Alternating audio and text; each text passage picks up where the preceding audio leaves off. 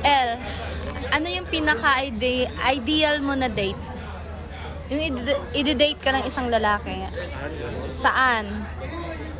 Anong klase? Anong restaurant? Hindi na kaya restaurant. Basta anong klaseng lugar gusto kang dalhin para i-date? Kahit saan? Kahit sa kalsada? Ay, simple girl. Ideal woman. Simple girl. Oh. Saan? Anong ideal date mo?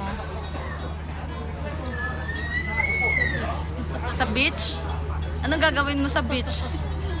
Takbuhan kayo? Habulan? Tapos lunuran?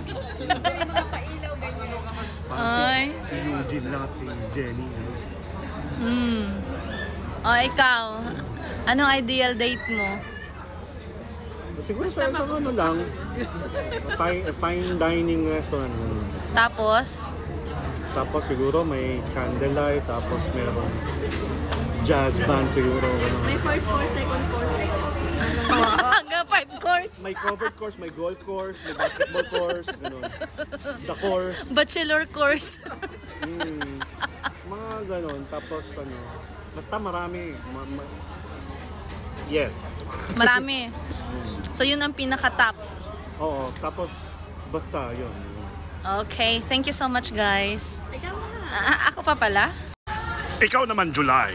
Ano ang gusto mong or ang ideal mong date?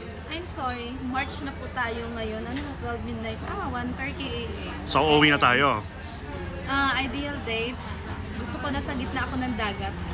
Nakalutang-lutang. Okay. Ano ba? Sayat. Nasa isa kang bangka o isang Nasa yate. pulo? Nasa yate. Tapos merong nagpapayuling. Wow! Tapos we're dancing under the star. And then magpropose. Ano yung tugtog dun sa violin? Tapos sasabihin niya, hiwalay na tayo ngayon. Wow! Parang namekos-mekos lang, ano? Last night na nga mekos. Walang magic na mangyayari.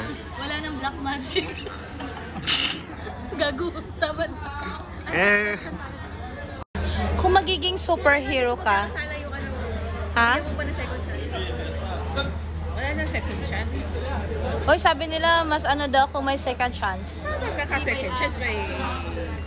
Depende kung anong pagkakamali. Yes, depende. Baka nagkamali lang siya. Na-amnesia siya. Hindi naman perfect yung relationship. Oo. Wala nang second chance. Guys, pag jujuwain nyo tong babaeng to, siguraduhin nyo lang na hindi talaga kayo magloko.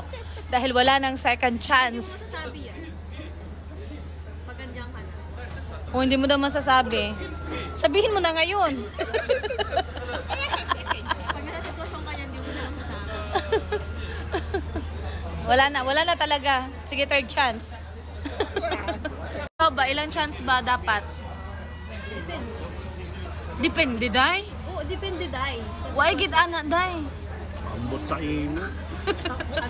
Agoy-agoy. Agoy-agoy. Agoy. As in, kahit 10 chance?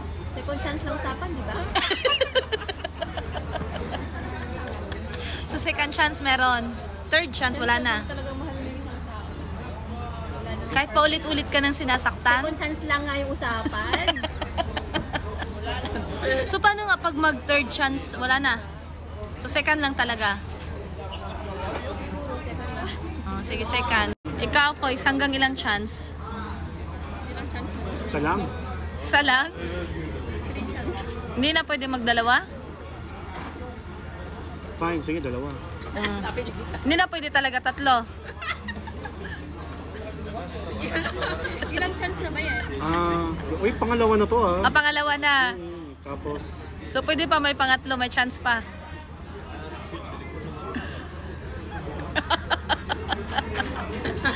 Uwi na tayo? depende.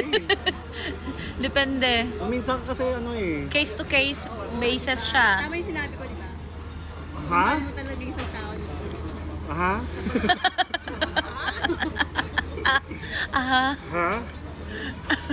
Ha? Basta, depende kung ano. Depende sa... Hindi ko ma-explain, mahirap mag-explain. Basta never mind. Oo, saka na lang. Whatever. Go! So ano, second chance? Third chance? Fourth chance? Hanggang second lang. Hanggang second lang. Kasi pag... Kasi binigyan mo na nga ng chance, tapos ganun pa rin. Ibig sabihin, ganun na yun. Hindi na pwede magbago yan. So pag tatlo, ano ibig sabihin nun? Sino yung ano? Pag tatlo, tanga ka na. Ayun. Tama yun. So no chance at all. Okay. Anong gamit mong filter pala dito? Hindi, actually, hindi yan naka-filter. Normal yan. No? Oo, normal yan. Normal yan sa TikTok. Ganon yung normal niya. So pag mag-filter ka, parang mukha ka ng manikin, mukha ka ng ano. Wow, porcelana, Oo. ano? Yan, normal pa yan siya sa ano na yan. May next question pa ba tayo? Next question. Unang tanong. First question. Unang tanong. Oo, tinagalog mo lang, in English mo lang. Unang pangutana. That's Bisaya. What else? I don't know. Stop ko muna.